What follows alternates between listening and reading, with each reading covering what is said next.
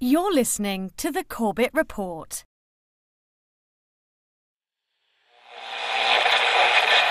High oil prices helped ExxonMobil boost its profits to nearly $11 billion in the latest quarter. Shell is the latest oil company to report a big rise in profits thanks to higher oil prices. The ability of speculators to profit is surely dwarfed by the ability of oil-producing nations to profit from a higher price of oil. Maybe the easiest way for these guys to make the money? Manipulate oil back above $50, even $60. Oil. From farm to pharmaceutical, diesel truck to dinner plate, pipeline to plastic product, it is impossible to think of an area of our modern-day lives that is not affected by the petrochemical industry. The story of oil is the story of the modern world. Parts of that story are well known. Rockefeller and Standard Oil, the internal combustion engine and the transformation of global transport, the House of Saud and the oil wars in the Middle East. Other parts are more obscure. The quest for oil in the outbreak of World War I, the petrochemical interests behind modern medicine, the big oil money behind the Green Revolution and the Gene Revolution. But that story, properly told, begins somewhere unexpected. Not in Pennsylvania with the first commercial drilling operation and the first oil boom, but in the rural backwoods of early 19th century New York State. And it doesn't start with crude oil or its derivatives, but a different product altogether. Snake oil. Dr. Bill Livingston, celebrated cancer specialist, was the very image of the traveling snake oil salesman. He was neither a doctor nor a cancer specialist. His real name was not even Livingston.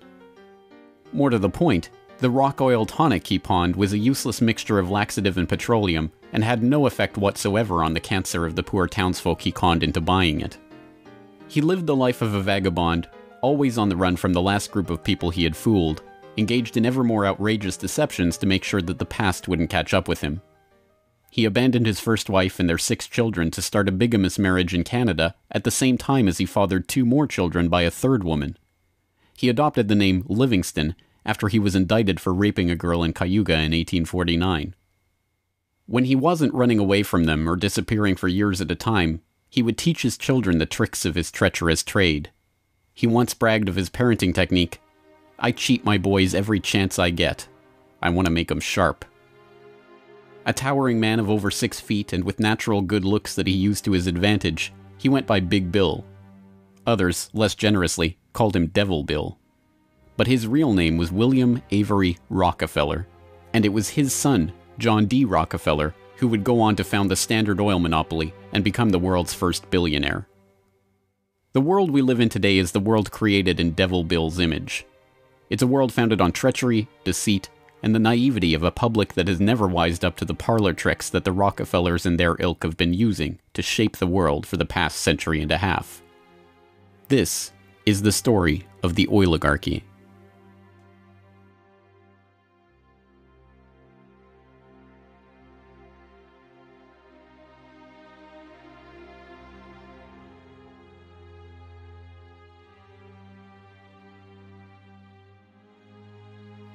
Titusville, 1857.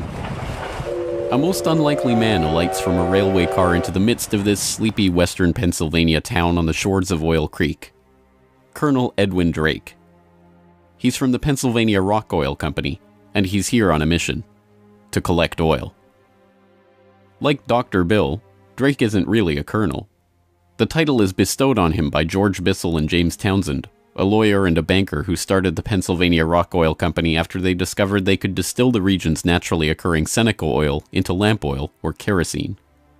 Drake is actually an unemployed railroad conductor who talked himself into a job after staying at the same hotel as Bissell the year before. Calling him a colonel, it is hoped, will help win the respect of the locals. The locals think he's crazy anyway. Seneca oil is indeed plentiful, bubbling out of seeps and collecting in the creek, but other than as a cure-all medicine or grease for the local sawmill's machinery, it's hardly seen as something valuable. In fact, it can be a downright nuisance, contaminating brine wells that supply Pittsburgh's booming salt industry. Still, Drake has a task to complete, finding a way to collect enough oil to make the distillation of Seneca oil into lamp oil profitable. He tries everything he can think of. The Native Americans had historically collected the oil by damming the creek near a seep and skimming the oil off the top. But Drake can only collect 6 to 10 gallons of oil a day this way, even when he opens up extra seeps. He tries digging a shaft, but the groundwater floods in too quickly. By the summer of 1859, he's desperate. Drake is running out of ideas, Bissell and Townsend are running out of patience, and, most importantly, the company is running out of funds. He turns to Uncle Billy Smith, a Pittsburgh blacksmith who had experience drilling brine wells with steam-powered equipment. They get to work drilling down through the shale bedrock to reach the oil. It's maddeningly slow work, with the crude equipment struggling to get through 3 feet of bedrock a day. By August 27th, they've drilled down 69.5 feet. Drake has used the last of his funds, and Bissell and his partners have decided to close up the operation. On August 28th, they strike oil.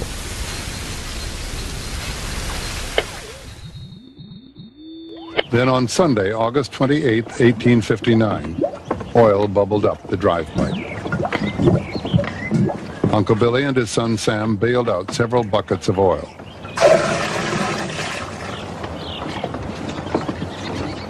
On Monday, the very day that Colonel Drake received his final payment and an order to close down the operation, they hitched the walking beam to a water pump, and the oil began to flow. The first oil was to sell for $40 a barrel. Years later, a local newspaper interviewed Uncle Billy about the day they struck oil. I commenced drilling, and at 4 o'clock I struck the oil. I says to Mr. Drake, "Look there, what do you think of this?" He looked down the pipe and said, "What's that?" I said, "That is your fortune."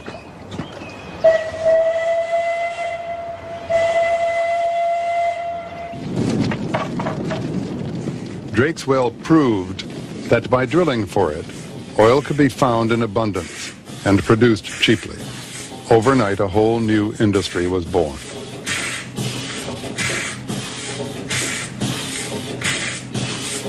Before long, in millions of homes, farms, and factories around the world, lamps would be lit with kerosene, refined from West Pennsylvania crude. When the word came out that Drake had struck oil, the cry went up throughout the narrow valleys of western Pennsylvania. The crazy Yankee has struck oil, the crazy Yankee has struck oil. And it was the first great boom. It was like a gold rush.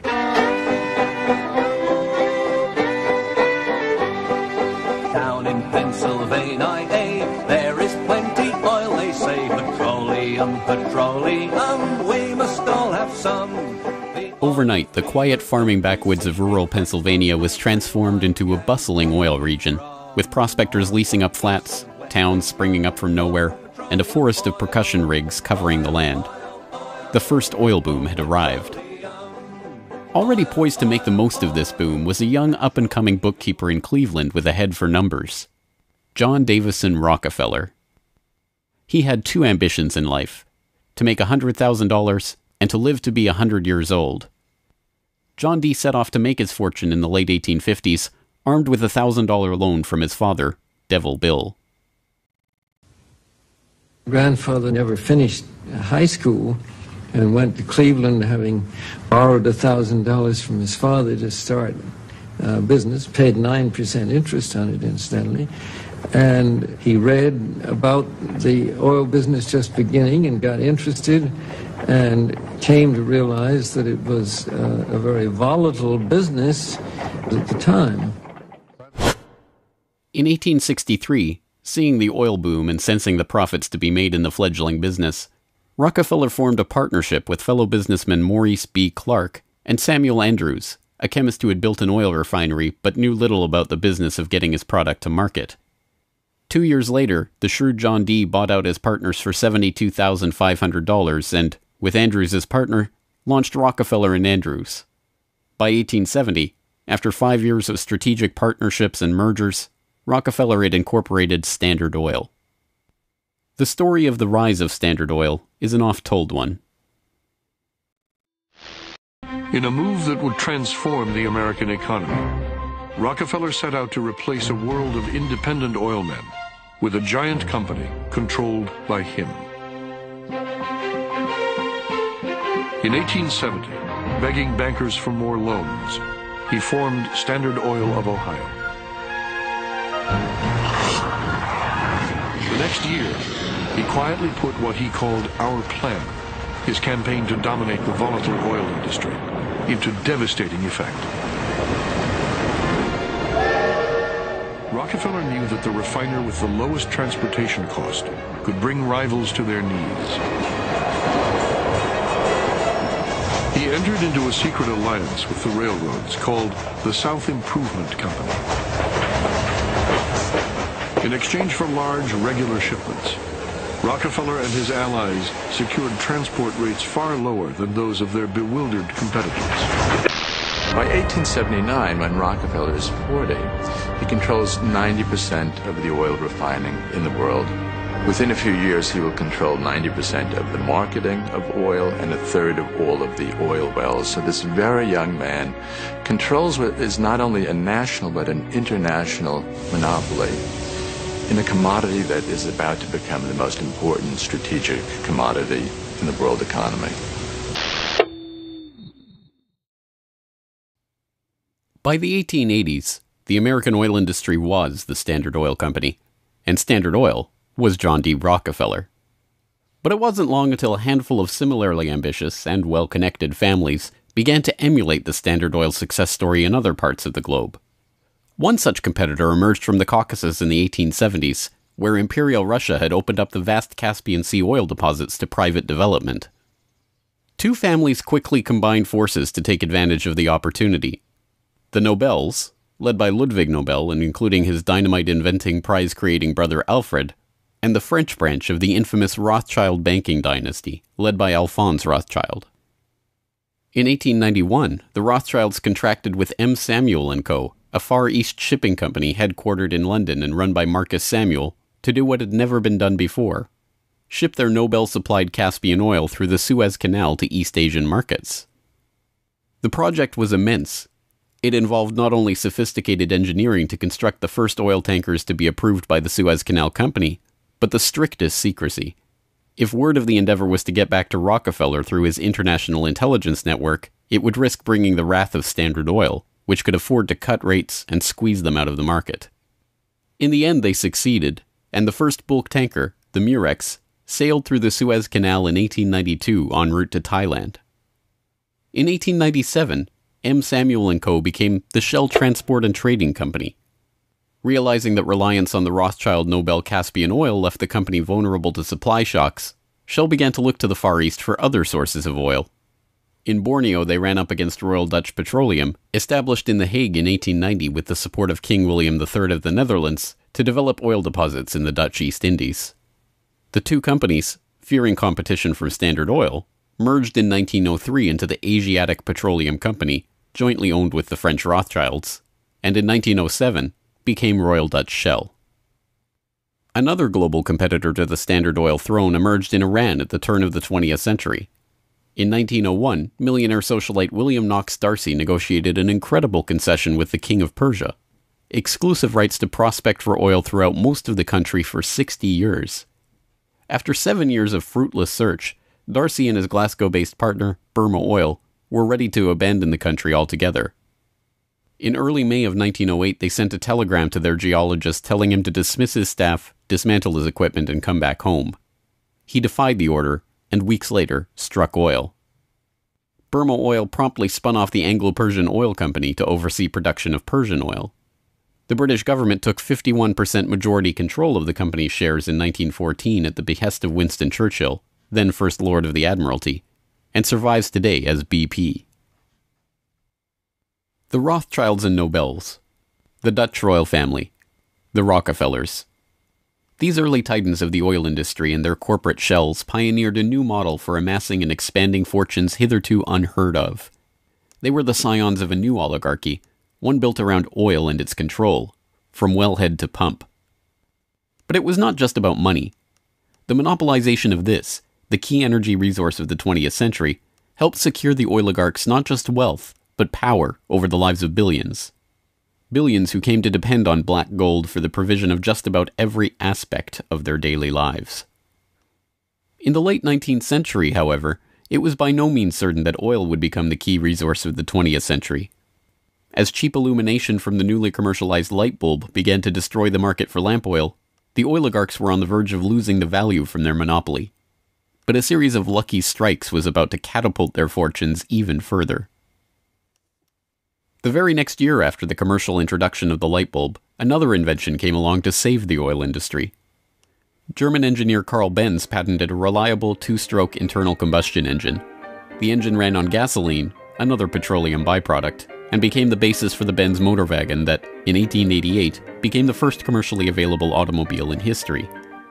And with that stroke of luck, the business that Rockefeller and the other oligarchs had spent decades consolidating was saved. But more luck was needed to ensure the market for this new engine. In the early days of the automobile era, it was by no means certain that gas-powered cars would come to dominate the market. Working models of electric vehicles had been around since the 1830s, and the first electric car was built in 1884. By 1897, there was a fleet of all-electric taxis shuttling passengers around London. The world land speed record was set by an electric car in 1898. By the dawn of the 20th century, electric cars accounted for 28% of the automobiles in the United States. The electrics had advantages over the internal combustion engine. They required no gear shifting or hand cranking, and had none of the vibration, smell, or noise associated with gasoline-powered cars. Lady Luck intervened again on January 10, 1901, when prospectors struck oil at Spindletop in East Texas. The gusher blew 100,000 barrels a day and set off the next great oil boom, providing cheap, plentiful oil to the American market and driving down gas prices. It wasn't long before the expensive, low-range electric engines were abandoned altogether, and big, loud, gas-guzzling engines came to dominate the road, all fueled by the black gold that Standard Oil, Shell, Gulf, Texaco, Anglo-Persian, and the other oil majors of the time were drilling, refining, and selling. Perhaps John D's greatest stroke of luck, however, was not supposed to be luck at all. Rockefeller had come under increasing scrutiny by a public outraged by the unprecedented wealth he had amassed through Standard Oil. Muckraking reporters like Ida Tarbell began digging up the dirt on his rise to power through railroad conspiracies, secret deals with competitors, and other shady practices. The press pictured him as a colossus with bribed politicians literally in the palm of his hand. Standard Oil was a menacing octopus with its tentacles strangling the lifeblood of the nation. Hearings began, investigations were launched, lawsuits were brought against him, and then, finally, in 1911, the Supreme Court made a monumental decision.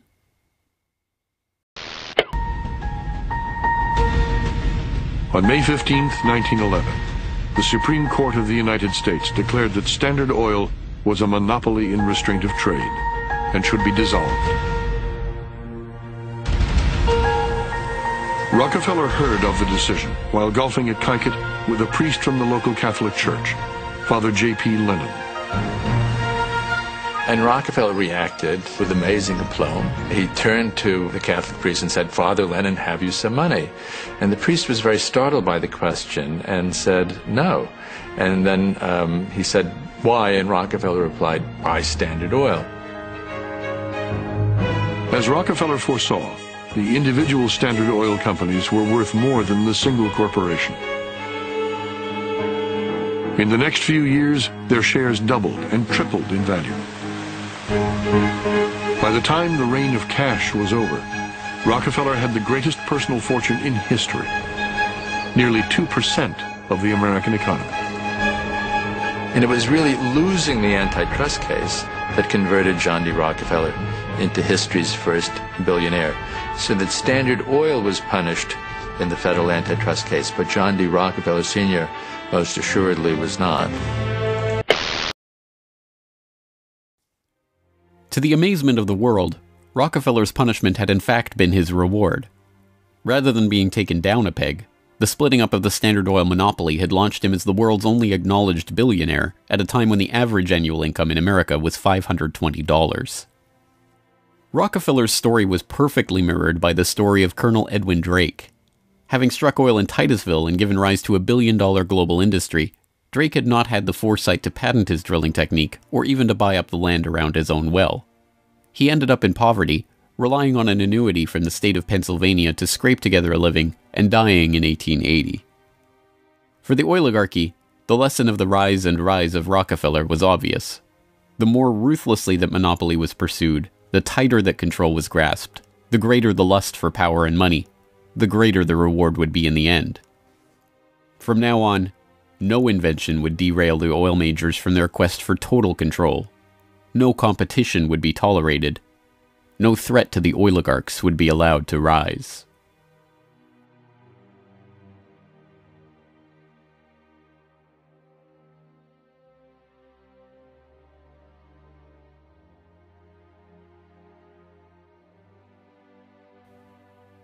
When asked how he could justify the treachery and deceit with which he had pursued the creation of the Standard Oil monopoly, John D. Rockefeller is reputed to have said, "Competition is a sin."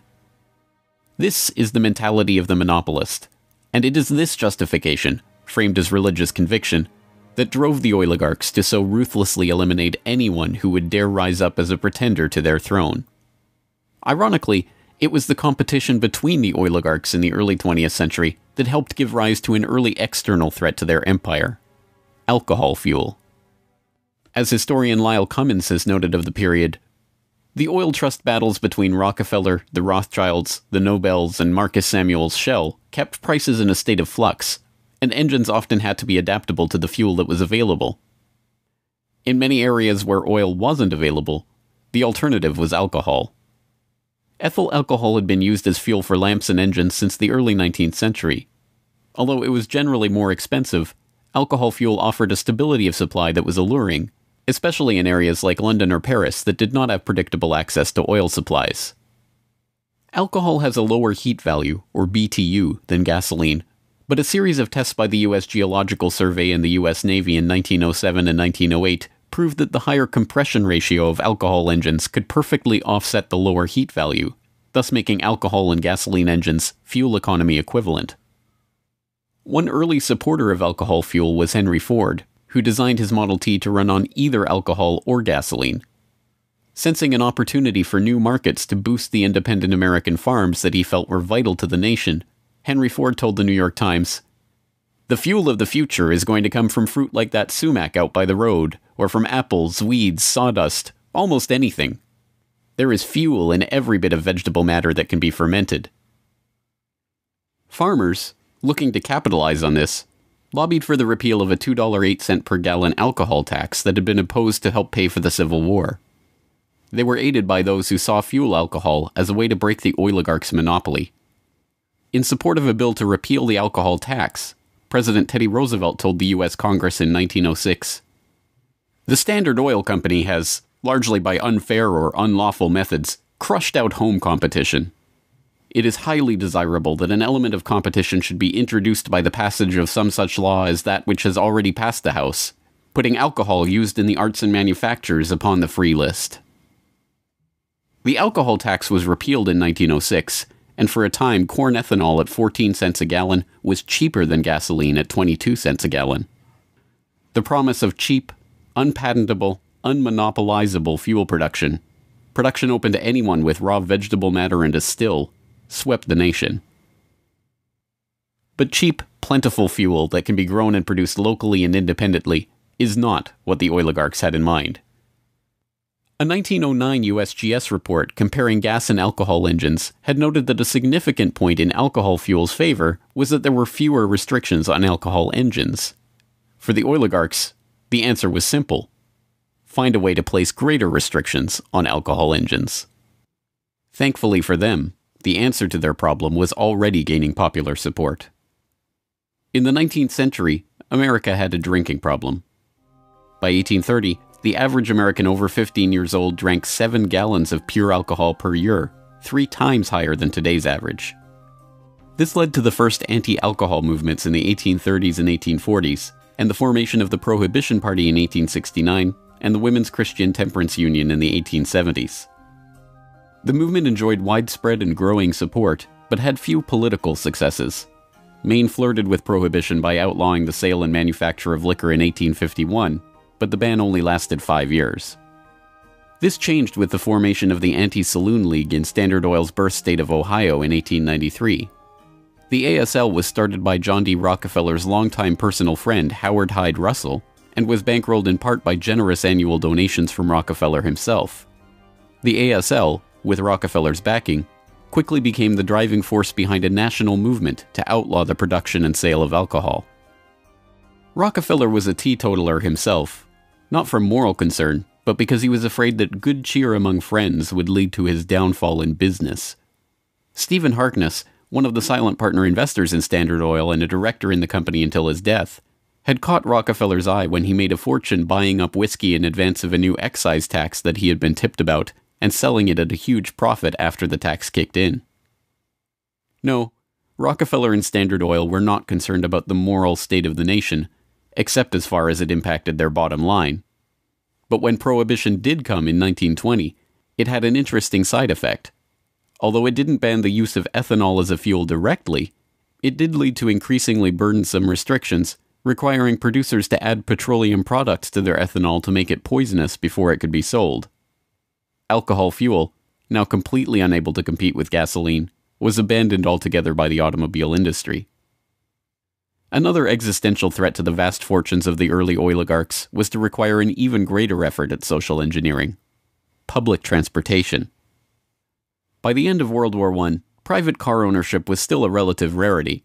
Only 1 in 10 Americans owned a car. Rail was still the transportation of choice for the vast majority of the public, and city dwellers in most major cities relied on electric trolley networks to transport them around town. In 1936, General Motors formed a front company, National City Lines, along with Firestone Tire and Standard Oil of California, to implement a process of bustitution, scrapping streetcars and tearing up railways to replace them with GM's own buses running on Standard Oil-supplied diesel. The plan was remarkably successful.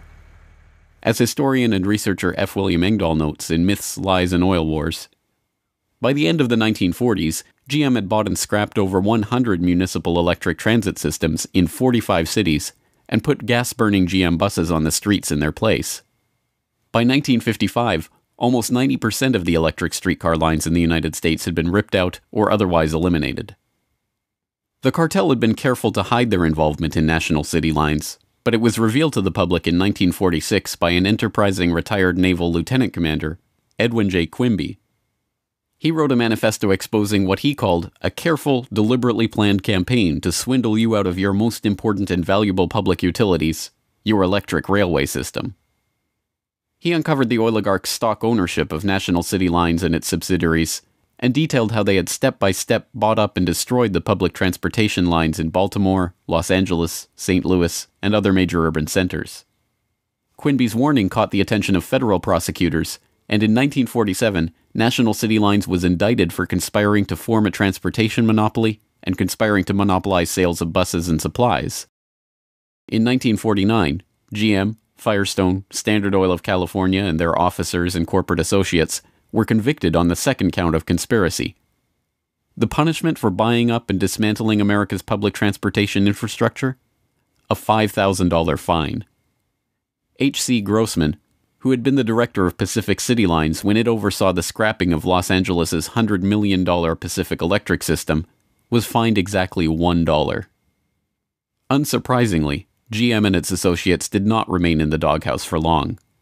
In 1953, President Eisenhower appointed Charles Wilson, then the president of General Motors, as Secretary of Defense. Wilson, with Francis DuPont of the Rockefeller-connected DuPont family as chief administrator of federal highways, oversaw one of the largest public works projects in American history, the creation of the interstate highway system. With a war-era excise tax on train tickets still in place, and federally funded highways and airports providing cheaper alternatives, rail travel declined a startling 84% between 1945 and 1964. This social engineering paid off well for Standard Oil and its growing list of petrochemical associates. In the 2.5 decades after the outbreak of World War II, vehicle production in Detroit almost tripled, from 4.5 million cars a year in 1940 to over 11 million in 1965. As a result, sales of refined gasoline over the same period rose 300%. But Rockefeller was not the only oligarch working to crush all opposition to his monopoly. Across the pond, the European oligarchs were working to protect their own oil investments from upstart competitors. In 1889, a consortium of German investors led by Siemens Deutsche Bank obtained a concession from the Turkish government for extension of a railway line connecting Berlin to Basra on the Persian Gulf via Baghdad in what was then part of the Ottoman Empire. The Berlin-Baghdad railway concession was for 99 years and came with mineral rights for 20 kilometers on either side of the line, an especially lucrative deal since the rail cut right through the heart of the still untapped Mesopotamian oil region south of Mosul along the Tigris River. For the powers behind the British Empire, concerned with the military rise of Germany, this deal was unacceptable. Well, Germany, in the end of the 19th century, was looking for outlets for its exports, its industrial exports, as the German economy was growing like China is growing in the last 30 years. And they decided that Turkey would be an ideal strategic trade partner for Germany. And Georg von Siemens, one of the directors of Deutsche Bank, came up with a strategy to extend a railway from Berlin all the way down to Baghdad, which was then part of the Ottoman Empire, Baghdad in Iraq today, near the Persian Gulf. And German military began training the Turkish military. The German industry began investing in Turkey. They saw a huge potential market to begin bringing Turkey into the 20th century economically. Well, Deutsche Bank also negotiated mineral rights. I think it was 20 kilometers on either side of the railway. And it was already known in 1914 that Mosul and these other areas contained huge petroleum deposits. Well, why is that significant? At the end of the century, 19th century, Jack Fisher, the Lord of the Admiralty and the head of the Royal Navy, advocated the conversion of the British Navy from coal-fired to oil-fired, that it would have a qualitative strategic improvement in their every aspect of warship design. And since Britain didn't know that they had any oil back then, they went to Persia and swindled the Shah at that time out of oil rights in Persia. They went to Kuwait and backed a coup d'etat of the Al-Sabah family to be a British pawn. And they literally wrote a contract with him that nothing that Kuwait does with the outside world will be done without approval of the British governor. And Kuwait was known to have oil and lying right on the Persian Gulf. Well, the British looked at this railway plan of the Germans going right down to Baghdad and said, my God, you can put soldiers on rail cars and bring them down and threaten the oil lifeline of the British Navy. This is a strategic move by the Germans. It also would make Germany independent of the British control of the seas. The British oligarchs, including the British Crown with its hidden controlling stake in Anglo-Persian oil and the Rothschilds merchant Marcus Samuel at Royal Dutch Shell, sought to counter this German threat to their commercial and strategic interests. They used Armenian-born, naturalized British citizen Calouste Gulbenkian, the architect of the Royal Dutch Shell merger, in order, as he later recalled, to see British influence get the upper hand in Turkey against the Germans. If that was his task, it was a remarkable success. In 1909, the British set up the Turkish National Bank, which was Turkish in name only. Founded by London banker Sir Edward Castle and with directors like Hugo Baring of the Barings banking family, Castle himself, and Gulbenkian, the bank set up the Turkish Petroleum Company in 1912. Formed explicitly to exploit the petroleum-rich oil fields of Iraq, then part of the Ottoman Empire, Gulbenkian brokered a deal that forced Deutsche Bank, with its 40-kilometer concessions along the oil-rich Baghdad railway line, into a junior partnership in the company.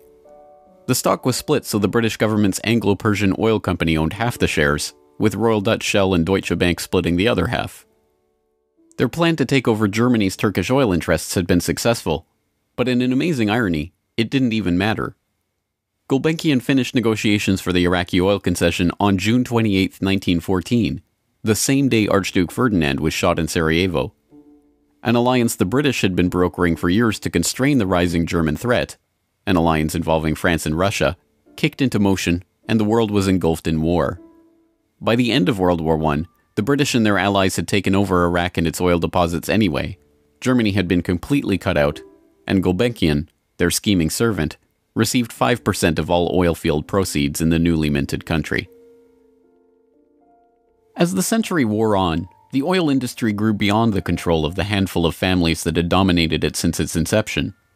Oil deposits were located around the globe, and the resources of entire nation-states were marshaled to control them. Now, threats to the oligarchs and their interests required multilateral, multinational responses, and the consequences of those deals were felt worldwide. The story of the oil shock of 1973, as it has been delivered to us by the history books, is well known. By the late 1960s, the nation relied on imported oil to keep the economy strong. Then, in the early 1970s, oil-dependent America's nightmares came true. 13 oil-producing countries in the Middle East and South America formed OPEC, the Organization of Petroleum Exporting Countries. In 1973, OPEC placed an oil embargo on the U.S. and other nations that had supported Israel against the Arab states in the Yom Kippur War. The American economy went into a tailspin as gas shortages gripped the nation. Few, however, know that the crisis and its ensuing response was in fact prepared months ahead of time at a secret meeting in Sweden in 1973. The meeting was the annual gathering of the Bilderberg Group, a secretive cabal formed by Prince Bernhard of the Netherlands in 1954. The Dutch royal family not only gave its royal imprint to Royal Dutch Petroleum, they are still rumored to be, along with the Rothschilds, one of the largest shareholders in Royal Dutch Shell, from the days when Queen Wilhelmina's Anglo-Dutch petroleum holdings and other investments made her the world's first female billionaire, right through to today. Bernhard's guest list at the Bilderberg Group reflected his position in the oligarchy.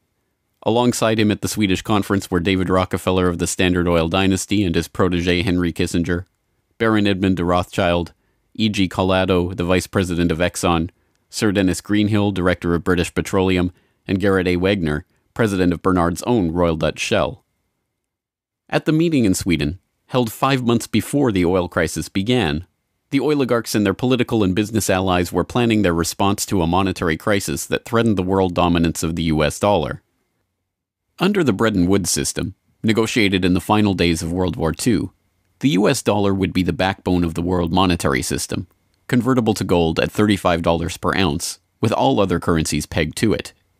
Increasing US expenditures in Vietnam and decreasing exports caused Germany, France, and other nations to start demanding gold for their dollars. With the Federal Reserve's official gold holdings plunging and unable to stem the tide of demand, Nixon abandoned Bretton Woods in August 1971, threatening the dollar's position as the world reserve currency. Accordingly, I have directed the Secretary of the Treasury to take the action necessary to defend the dollar against the speculators. I have directed Secretary Connally to suspend temporarily the convertibility of the dollar into gold or other reserve assets, except in amounts and conditions determined to be in the interest of monetary stability and in the best interest of the United States. As leaked documents from the 1973 Bilderberg meeting show, the oligarchs decided to use their control over the flow of oil to save the American hegemon. Acknowledging that OPEC could completely disorganize and undermine the world monetary system, the Bilderberg attendees prepared for an energy crisis or an increase in energy costs, which, they predicted, could mean an oil price between $10 and $12, a staggering 400% increase from the current price of $3.01 per barrel. 5 months later, Bilderberg attendee and Rockefeller protege Henry Kissinger, acting as Nixon's Secretary of State, engineered the Yom Kippur War and provoked OPEC's response, an oil embargo of the US and other nations that had supported Israel. On October 16, 1973, OPEC raised oil prices by 70%.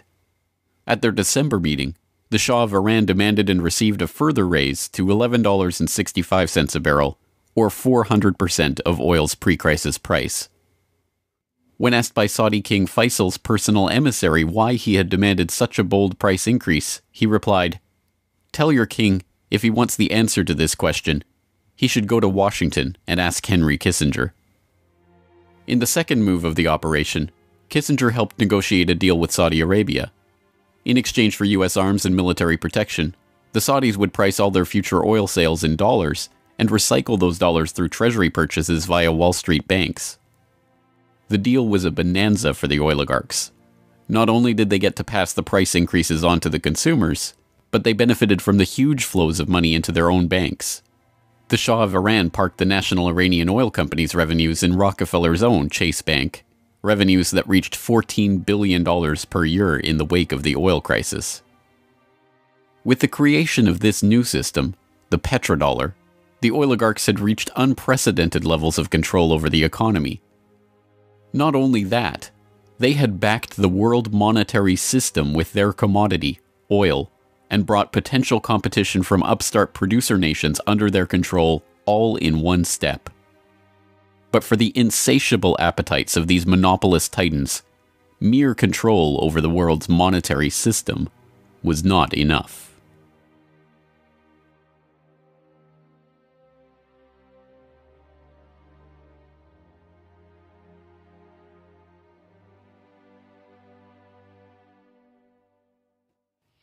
In the 19th century, railroad conspiracies and predatory pricing had been enough to assure the oligarchs' monopoly.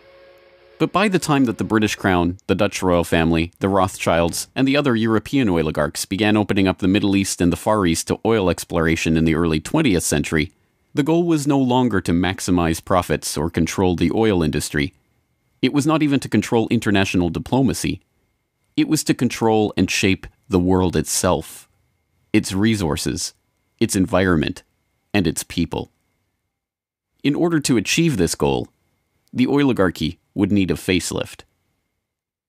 In the current age, with the Rockefeller name now more likely to be associated with Rockefeller Plaza or Rockefeller University than Standard Oil, it is difficult to understand just how hated John D. was in his own day.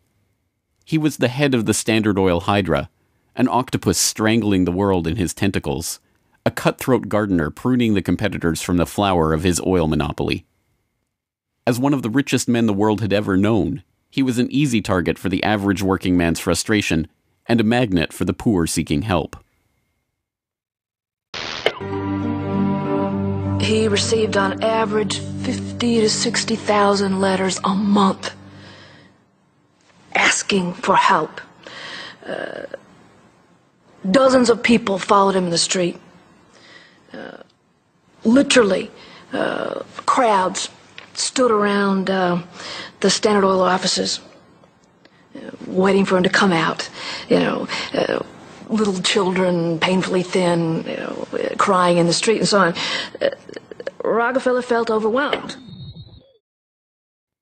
Besieged by the downtrodden, despised by the working man, hounded by Ida Tarbell and the muckraking press, John D. had the mother of all PR problems. The answer was simple: invent the PR industry. He hired Ivy Ledbetter Lee, a journalist turned communications expert who invented the modern public relations industry, to burnish the Rockefellers' tarnished image. It was Lee that suggested giving the family name to Rockefeller Center and filming John D. handing out dimes in public. An early master of public relations, Lee used the media which the muckrakers had used to disgrace Rockefeller to turn him into a sympathetic figure. Ivy Lee recognized early the power of the new moving picture and used newsreels to show a remarkably benevolent Rockefeller. I am very grateful to you and to a host of people who are so kind and good to me all the time. Why? Because you're so good to everybody. Yes, you are. As Ivy Lee began to kind of control his public image, he became oddly a kind of American character. And people kind of warmed to him in a bizarre sort of way. It was like having Frankenstein on the loose walking around New York City or something like that with a cane and a long hat. Although this plane never takes off, this photo opportunity was presented as Senior's first flight. Perhaps Ivy Lee's most brilliant public relations move was the casting of Rockefeller as the man who gave out dimes. Don't you give her a dime, Mr. Rockefeller? Oh, please. Go ahead. Give her a dime. Thank you, sir. Thank you very much. I consider myself... Thank you for the ride. I consider myself more than amply paid. Bless you, bless you, bless you. These PR stunts seem obvious and ham-handed by today's standards, but they were effective enough. To this day, people leave dimes on the stone marker at the base of the 70-foot Egyptian obelisk that towers over John Dee's final resting place in Cleveland's Lakeview Cemetery. But it was not stage-managed photo opportunities like these that transformed Rockefeller into a public hero. In order to win the public over, he was going to have to give them what they wanted. And what they wanted wasn't difficult to understand. Money. But just as his father, Devil Bill, had taught him to do in all his business dealings, Rockefeller made sure to get the better end of the bargain. He would donate his great wealth to the creation of public institutions, but those institutions would be used to bend society to his will. As every would-be ruler throughout history has realized, society has to be transformed from the ground up. Americans in the 19th century still prized education and intellectual pursuits, with the 1840 census finding unsurprisingly that the United States, a nation that had been mobilized by tracts like Thomas Paine's remarkably popular Common Sense, was a nation of readers, with a remarkable 93% to 100% literacy rate. Before the first compulsory schooling laws in Massachusetts in 1852, education was private and decentralized, and as a result classical education, including study of Greek and Latin and a solid grounding in history and science, was widespread. But a nation of individuals who could think for themselves was anathema to the monopolists. The oligarchs needed a mass of obedient workers, an entire class of people whose intellect was developed just enough to prepare them for lives of drudgery in a factory.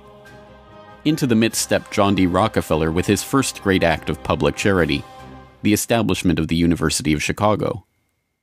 He was aided in this task by Frederick Taylor Gates, a Baptist minister that Rockefeller befriended in 1889 and who would go on to be John Dee's most trusted philanthropic advisor.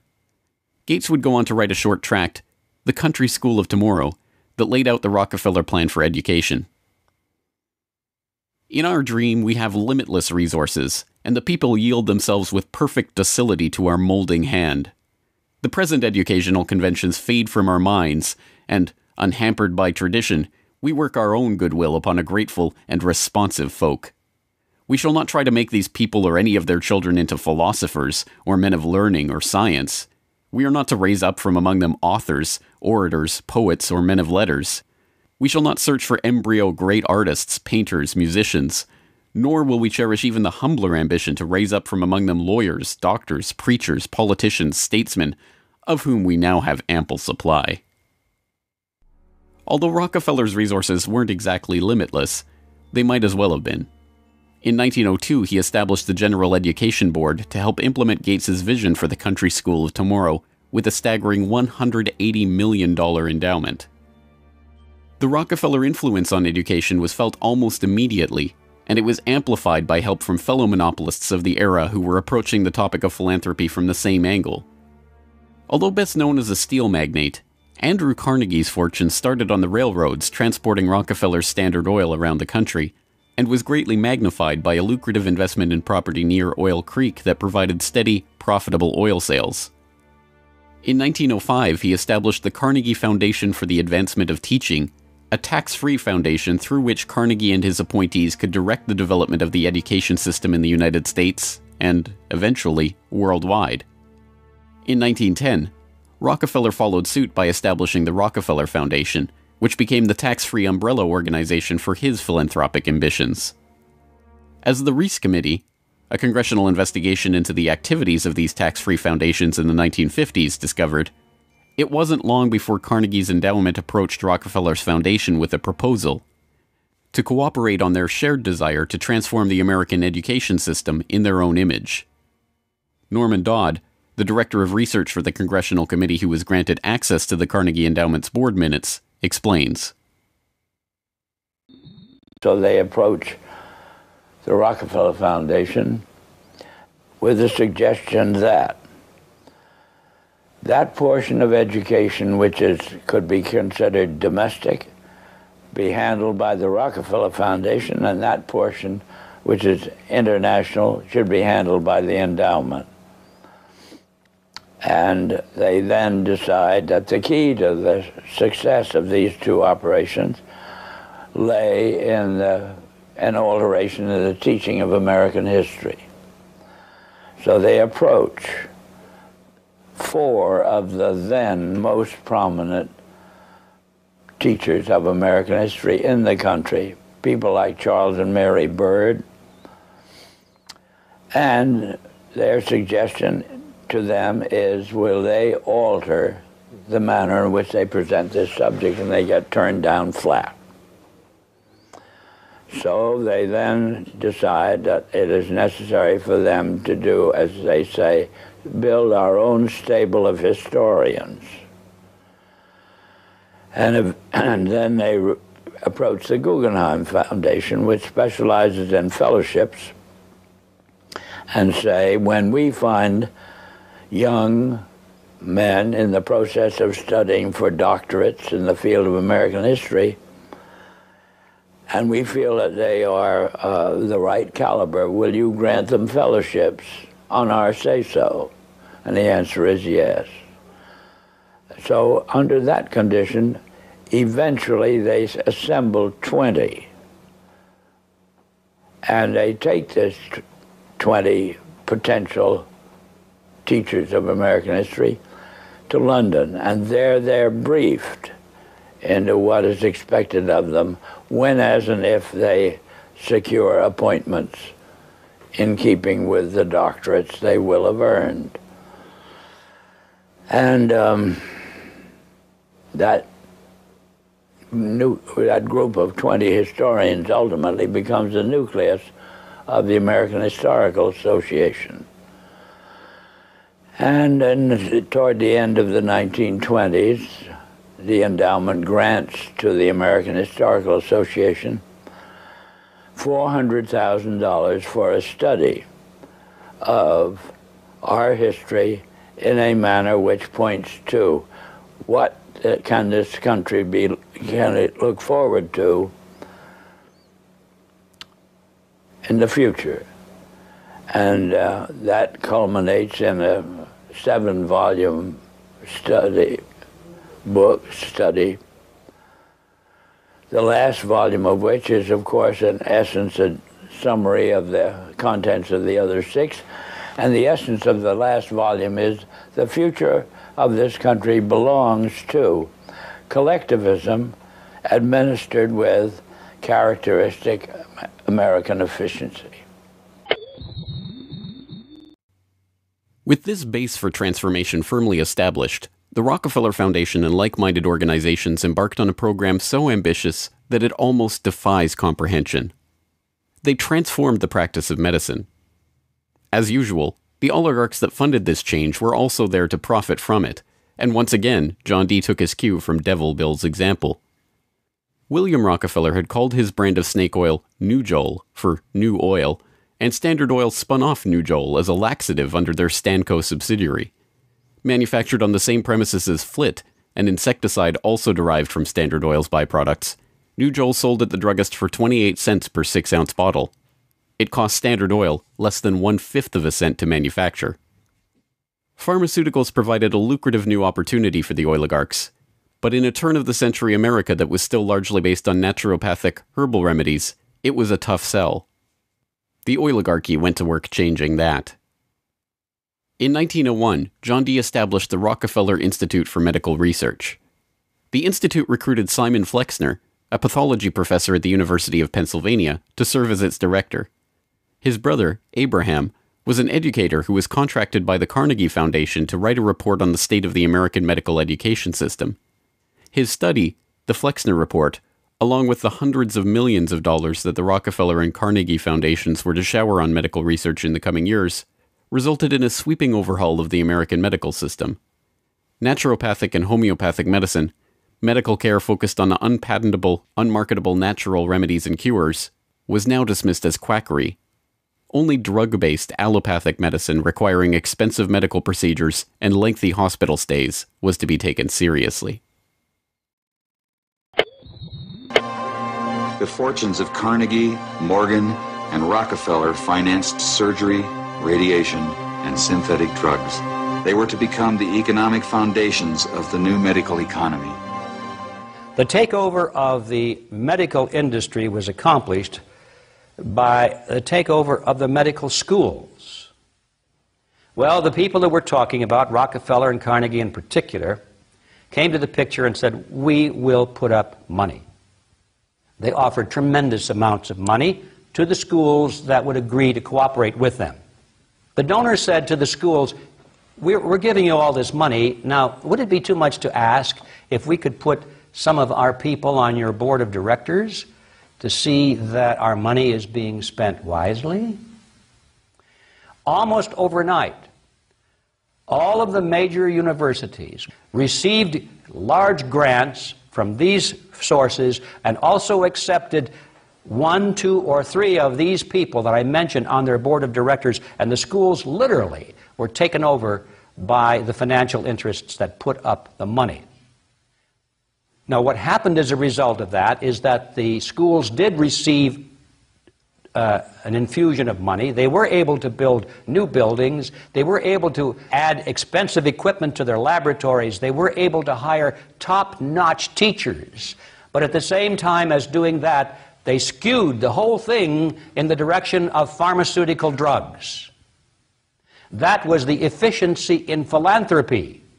The doctors from that point forward in history would be taught pharmaceutical drugs. All of the great teaching institutions in America were captured by the pharmaceutical interests in this fashion. And it's amazing how little money it really took to do it. The oil-igarchy birthed entire medical industries from their own research centers and then sold their own products from their own petrochemical companies as the cure. It was Frank Howard, a Standard Oil of New Jersey executive, who would go on to persuade Alfred Sloan and Charles Kettering to donate their fortunes to the cancer center that would then bear their name. As director of research at Sloan Kettering, Howard appointed Cornelius Rhodes, a Rockefeller Institute pathologist, to develop his wartime research on mustard gas for the U.S. Army into a new cancer therapy. Under Rhodes's leadership, nearly the entire program and staff of the Chemical War Service was reformed into the Sloan Kettering Drug Development Program, where they worked on converting mustard gas into chemotherapy. And once again, the Rockefellers' own snake oil was being sold as a cancer cure-all. The oligarchs' interest in the burgeoning pharmaceutical industry converged in companies like IG Farben, a drug and chemical cartel formed in Germany in the early 20th century. Royal Dutch's own Prince Bernhard served on an IG Farben subsidiary's board in the 1930s, and the cartel's American operation, set up in cooperation with Standard Oil, included on its board Standard Oil president Walter Teagle, as well as Paul Warburg of Kuhn-Loeb and Company, itself headed by Jacob Schiff of the Rothschild broker family. At its height, IG Farben was the largest chemical company in the world, and the 4th largest industrial concern in the world, right behind Standard Oil of New Jersey. The company was broken up after World War II, but like Standard Oil, its various pieces remained intact, and today BASF, one of its chemical offshoots, remains the largest chemical company in the world, while Bayer and Sanofi, 2 of its pharmaceutical offshoots, are among the largest pharmaceutical companies in the world. Not content merely to monopolize the fields of education and medicine, the same oligarchical interests banded together to take control of America's finances. In 1910, John D. Rockefeller Jr.'s own father-in-law, Senator Nelson Aldrich, Frank Vanderlip of the National City Bank, and Paul Warburg, as well as various agents of J.P. Morgan, met in complete secrecy on Jekyll Island to hammer out the details of what would go on to become the Federal Reserve, America's central bank. The Fed, established in 1913, would be run by hand-picked appointees of the oligarchy and their banking associates, including, perhaps inevitably, Standard Oil president and American IG director Walter Teagle. The Rockefeller family would go on to formally enter the banking field in the 1950s when James Stillman Rockefeller, the grandson of John D.'s brother, was appointed director of National City Bank. Meanwhile, John D.'s own grandson, David Rockefeller, would go on to take over Chase Manhattan Bank, the longtime banking partner of the Standard Oil empire.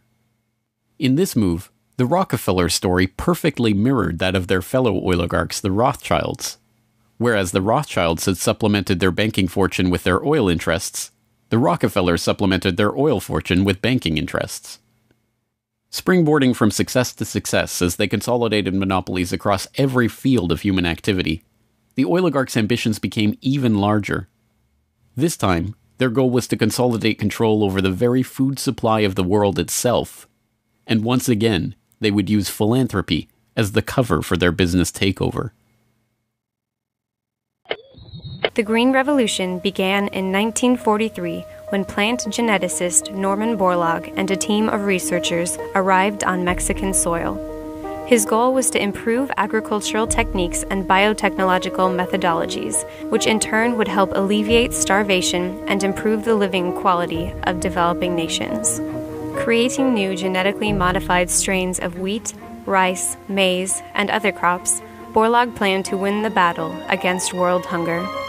The hope was that these new crops and farming techniques would rescue third world countries from the brink of starvation. That's exactly what happened. The agricultural innovations brought to the poverty-stricken countries gave the farmers the skills and resources necessary to sustain themselves. This triggered a chain of events that would allow these once struggling nations to survive. Agricultural exports soared in quantity and diversity and allowed the countries to become self-sufficient. As the genetically modified crops thrived, farmers were able to use their increased income to purchase newer and superior farming machinery. This increase in revenue made farming easier, more reliable, and more efficient. The Green Revolution led to the modernization of agriculture and has had a profound social, economic, and political impact on the world. The Mexican government turned to the Rockefeller Foundation in their endeavor to nourish Mexico through agriculture. Norman Borlaug, needless to say, was a researcher for the Rockefeller Foundation, and the Green Revolution, for whatever increase in yields it brought about, also created markets for the oligarchs' own interest in the petrochemical fertilizer industry and gave rise to the ABCD seed cartel of Archer Daniels Midland, Bunge, Cargill, and Louis Dreyfus. These companies, along with their associated interests in the food packaging and processing industry, formed the core of American agribusiness, a concept developed at Harvard Business School in the 1950s with the help of research conducted by Vasily Leontief for the Rockefeller Foundation. The American agribusiness giants shared a common goal: the transformation of third world agriculture into a captive market for their goods. From this perspective, the project was a runaway success.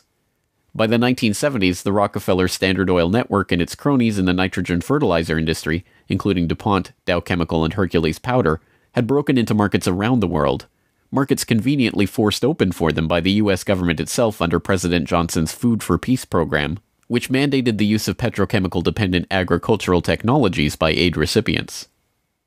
Unable to afford these new technologies themselves, the impoverished Third World beneficiaries of this revolution relied on loans from the International Monetary Fund and the World Bank, handled by Rockefeller's own Chase Manhattan Bank and guaranteed by the U.S. government. The real costs of the Green Revolution, economic, agricultural, and environmental, are seldom tallied. Access to these debt-financed petrochemical-dependent technologies exacerbated the difference between the rich landowning class and the landless peasants in countries like India, where land reform and abolition of usury were dropped from the political agenda after the Green Revolution took over. Even then, the revolution's main success, its increase in agricultural yields, has been oversold. Yield growth across India actually slowed after the introduction of agribusiness. The environmental destruction is even more devastating. An overview in the December 2000 edition of Current Science notes, the Green Revolution has not only increased productivity, but it has also produced several negative ecological consequences, such as depletion of lands, decline in soil fertility, soil salinization, soil erosion, deterioration of environment, health hazards, poor sustainability of agricultural lands, and degradation of biodiversity. Indiscriminate use of pesticides, irrigation, and imbalanced fertilization has threatened sustainability. The Rockefeller Foundation even acknowledges the critiques of the Green Revolution it funded into existence, insisting that current initiatives take into account lessons learned. Even so, The foundation continues to fund research and write reports on how to improve prospects for agribusiness investment in its target markets. As egregious as the Green Revolution was and continues to be, however, in many ways it was just the prelude to an even more ambitious project, the Gene Revolution. Now the project is not merely to monopolize the technologies, supplies, and chemical inputs for agriculture worldwide, but to monopolize the food supply itself through the replacement of the world's natural seeds with patentable, genetically modified crops. The players involved in this Gene Revolution are almost identical to the players in the Green Revolution, with IG Farben offshoots, Bayer Crop Science and BASF Plant Science mingling with traditional oligarch associate companies like Dow AgroScience, DuPont Biotechnology, and, of course, Monsanto, all funded by the Rockefeller Foundation and fellow philanthropists at the Ford Foundation, the Bill and Melinda Gates Foundation, and like-minded organizations. The convergence of corporate, philanthropic, governmental, and intergovernmental interests in promoting GM crops around the world can be seen in the bewildering array of research institutes, industry associations, and consultative groups devoted to the case. The Rockefeller-funded International Rice Research Institute, the Rockefeller-Monsanto USAID brainchild International Service for the Acquisition of Agribiotech Applications, the Rockefeller-Ford World Bank-created Consultative Group of International Agricultural Research, and dozens of other bland, benign-sounding organizations research and promote GM crops in target markets around the globe, with the profits ending up in the oligarchs' coffers. A representative example of this story is the agribusiness neocolonization of Argentina, where Monsanto ran an elaborate bait-and-switch to get the country hooked on its genetically modified Roundup-ready soybeans before demanding royalties on the crops that were by then already growing. DuPont then took over, magnanimously beginning a Protein for Life program to foist their own GM soybeans on the country's poor. The same scene has played itself out in country after country, where cartel-developed GM crops are foisted on emerging economies through food aid, usually during times of famine when those countries are especially vulnerable. Only a handful of countries like Zambia or Angola have outright rejected this GMO takeover of their food supply, generously subsidized by the US government to the benefit of the agribusiness cartel.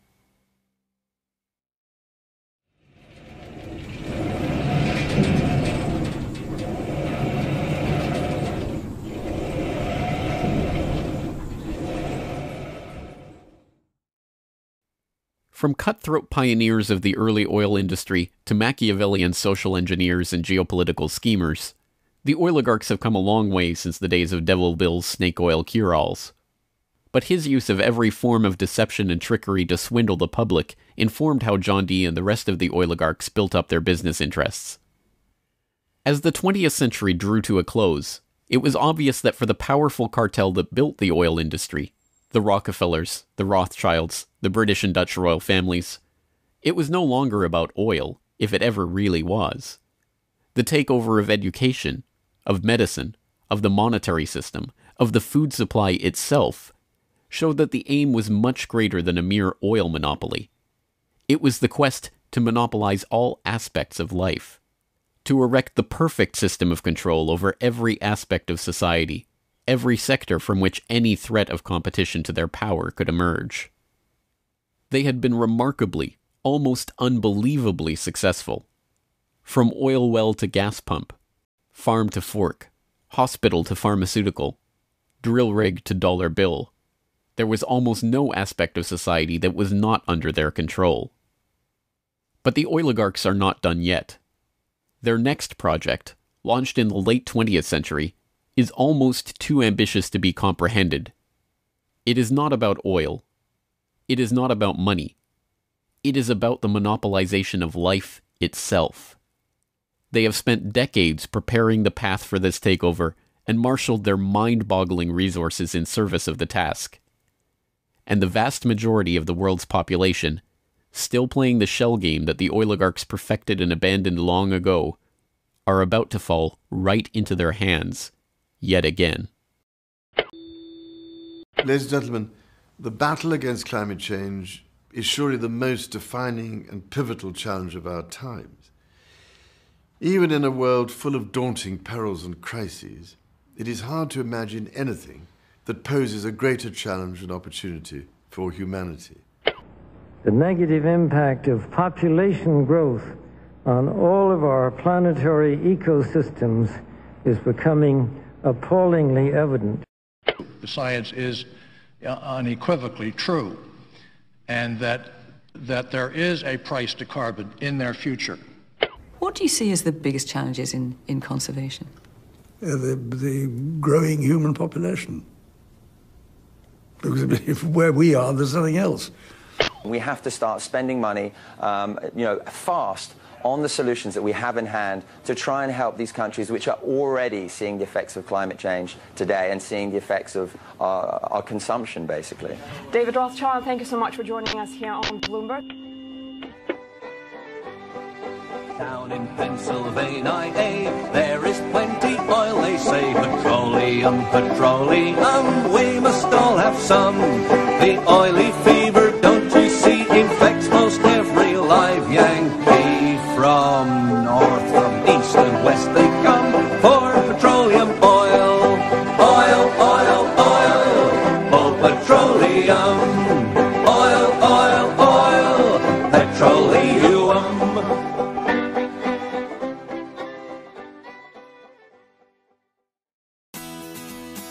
The Corbett Report is brought to you by the Corbett Report subscriber, a weekly newsletter featuring James Corbett's International Forecaster editorial, recommended reading and viewing, discounts on Corbett Report DVDs, and once a month, a subscriber-only video. Sign up today to start receiving your copy at corbettreport.com/support.